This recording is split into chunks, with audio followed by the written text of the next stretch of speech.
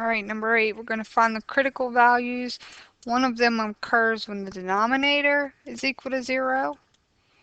So we find out that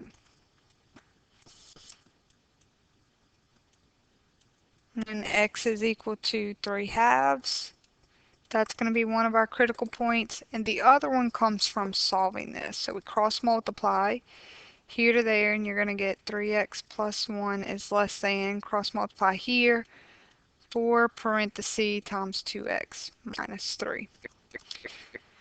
3x plus 1, 4 times 2 is 8x. And then we have 4 times negative 3 is going to be negative 12. Okay, we're ready to solve for x, so we're going to move all the x's to the same side. Move x to the same side, and we get negative 5x plus 1 is less than negative 12. Negative 5x is less than negative 13.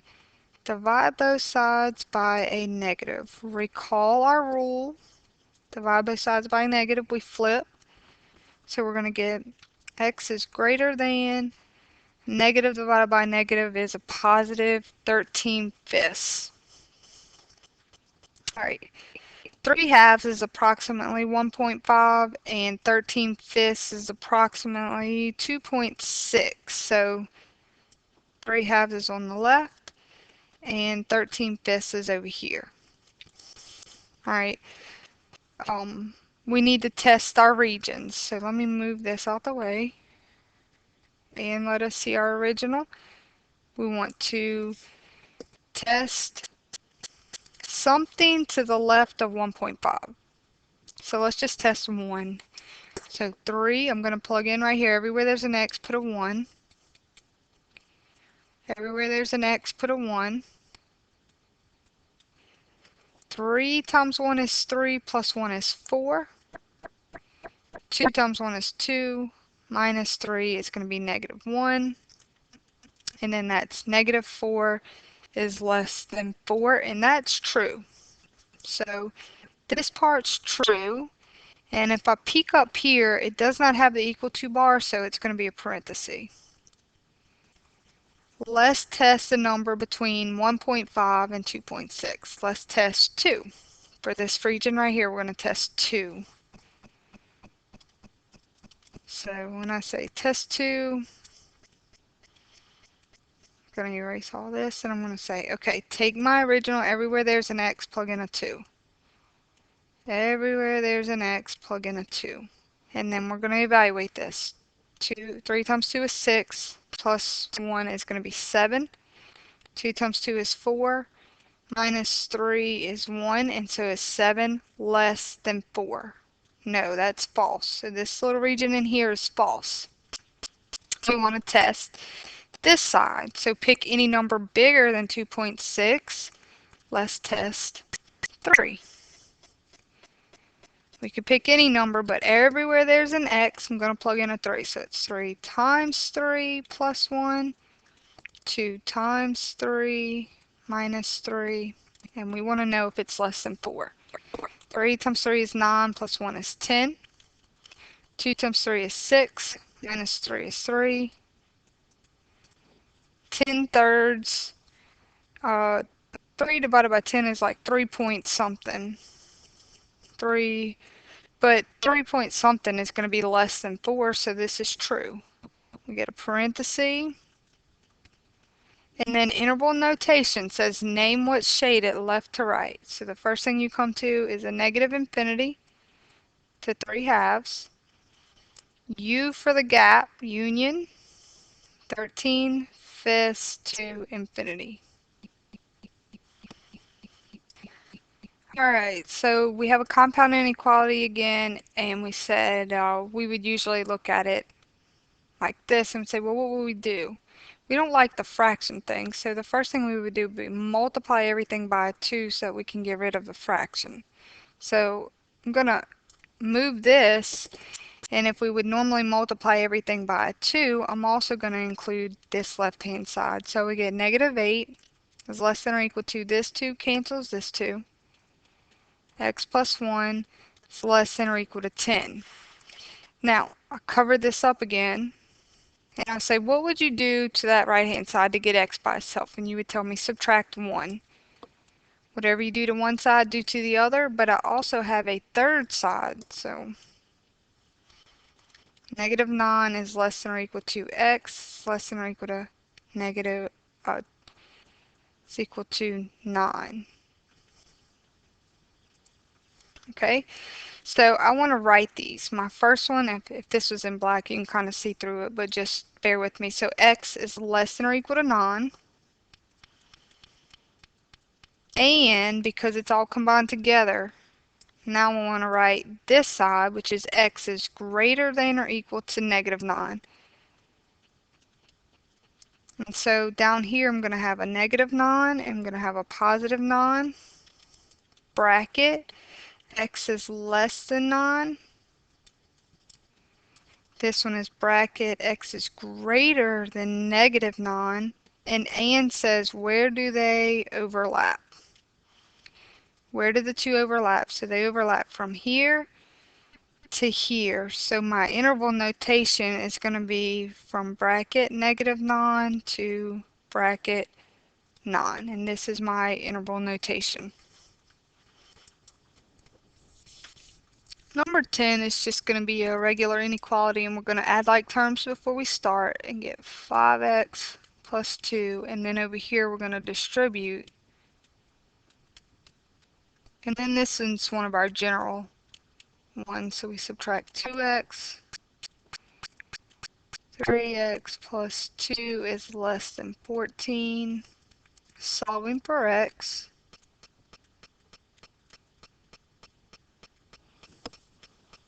Then we divide both sides by 3. X is less than 4. Just to recall some practice on set notation, all the values of x such that x is less than 4. Okay, parenthesis, and it's going to be less than, so we go to the left. In interval notation, as we read this left to right, is going to be negative infinity to 4 with the parenthesis. This is going to be our interval notation. Okay, we're going to do some applications of this. If an object is launched from ground level with an initial velocity, this should be velocity. Correct that. Velocity of 144 feet per second. Its height is represented by this. And we want to know when this object will be greater than 128 feet above ground level. So we would take this function that's given, and we want to know greater than 128 feet above ground level. Okay, so we're going to have 16t squared plus 144 t. I'm going to move this 128 over here, so I move it to the other side. I subtract 128 so that I can get 0 over here. Okay, and all I did was move this 128 over. And now I'm going to factor out of these a negative 16. So if I take a negative 16 out of each term, I will be left with t squared minus 9t plus 8. Okay, so when we set this equal to this, you're going to, you don't have a variable, so you lose that value. But then now I'm going to set this equal to 0, so I can factor it. Okay, what multiplies to give us 8? 2 times 4 and 8 times 1, but we need a negative 9, so that will be a negative 8 and a negative 1. This is over a 1t and a 1t right from the bottom up, and we get t minus 8 and t minus 1 is equal to 0. I'm going to set this one equal to 0 and solve it. I'm going to get positive 8. So I get t equals 8. When I set this equal to 0 and solve it, I get t equals 1. So my critical points are going to be 1 and 1.8. So we want to test some points. I did all that to find critical points. Now we come up here and we want to know when it's going to be greater than 128. So I'm going to test something to the left of 1, which is 0. So I'm going to test 0. Plug a 0 in everywhere there's a t, so that's going to be negative 16 times 0 squared plus 144 times 0. And this becomes 0, this becomes 0. So we want to know, is 0 greater than 128? False. No. Test any number between 1 and 8. Let's test 2. Everywhere there's an x, I'm going to put a 2. Everywhere there's a t, in this case, put a 2 and put a 2. So we're going to get 2 squared is 4, and then 4 times negative 16 is going to be negative 64. 144 times 2 is 288. And we add those together and we get 224 is greater than 128, and that's true. So from there to there is true, and then we're going to test our last region. We could test anything bigger than 8, so let's test 9. So if I come back in here and everywhere there's a t, I plug in a 9.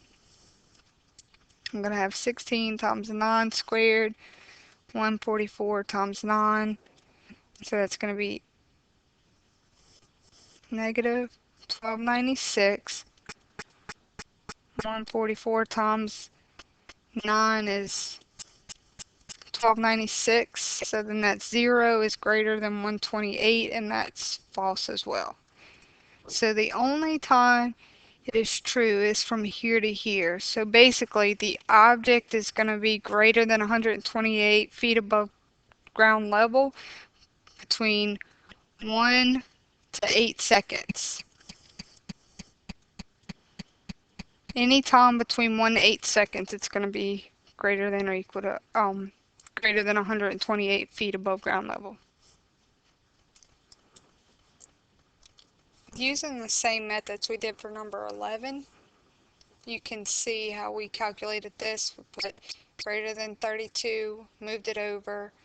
We factored a negative 4 out of each of these, used bottoms up over here, and then reduced to get these two values, set them equal to 0 to get our critical points. Now I know I did that quickly, so you can pause the video and write it all down. But our critical points are t equals 1 and 7/4, which is approximately 1.75. And so when we take those critical points and we test the number over here, like 0, a number right here, like possibly between 1 and 1.75, so about 1.5, and we test something bigger than this, which is like 2, we find out that this is where it's true. So the ball is at least 32 feet above ground level between 1 and 1.75 seconds.